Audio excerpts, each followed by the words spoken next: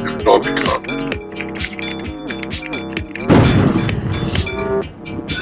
Redesign the way you think.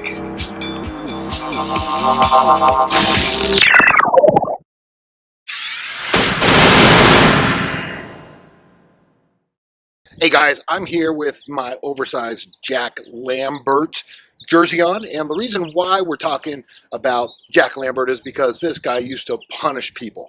And I don't want you to Jack Lambert yourself. I want you to think about it like this, all right? There's going to be two different topics that I talk about, but they both have to do with your own level of what you're going to put up with, what you expect, and how hard you want to come across as far as with the people that you're with and the things that you really want for yourself. And if you've heard me talk at my seminars before, you've heard me talk about what I call the Hypnotica restoration process. And what this is a lot of people don't really know where they stand. So I want you to think about this. I want you to think about on a scale of 1 to 10, where do you normally stand at as far as if your 0 is depressed, 10 is just blissful. Me personally, I'm about at an 8. You know, most of the time I have my ups, I have my downs. But for the most part, I'm about an 8. So that's my base level of what I expect out of life, out of my experience, out of just my beingness, okay? And the way I look at it is this.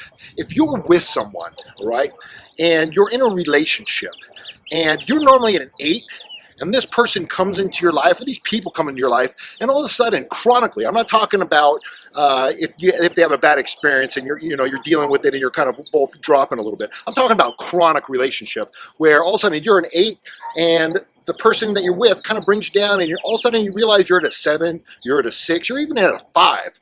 Well, to me, it means get that person out of your life, okay?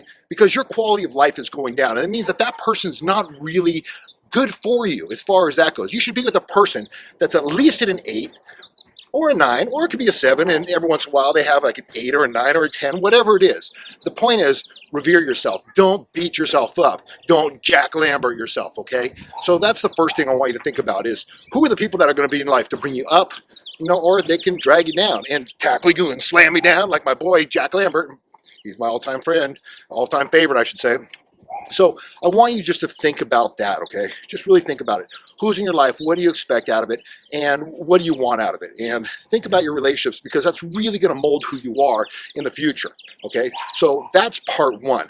The second part about sabotaging and beating yourself up and getting dragged down before you even get involved is, notice the conversations that you're having.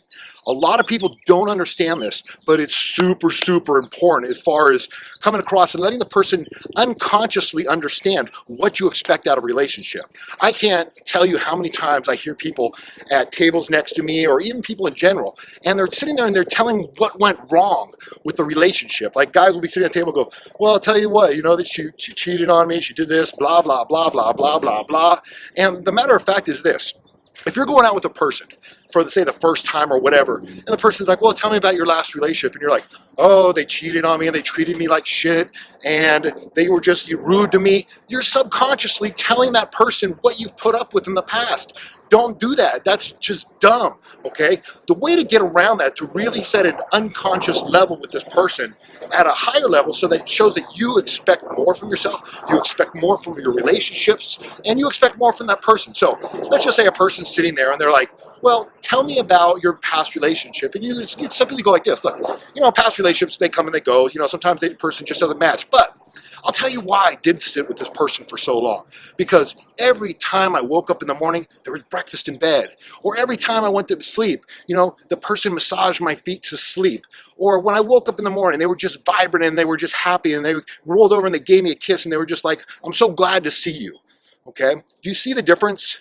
So I want you to understand, next time you're sitting there and perhaps you're going out with a new person and they ask about past relationships, do not talk about the negative. Do not talk about what you put up with, and especially for girls, because I hear you do this stuff all the time. He treated me like this, he did this. Just don't do that, okay? Because this is going to save you a lot of pain and a lot of from my man Jack Lambert. None of that. Just don't let it drag you down, okay?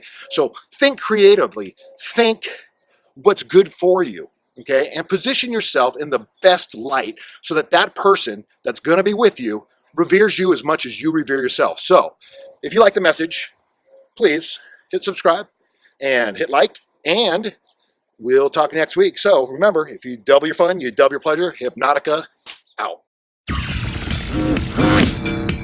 Hypnotica.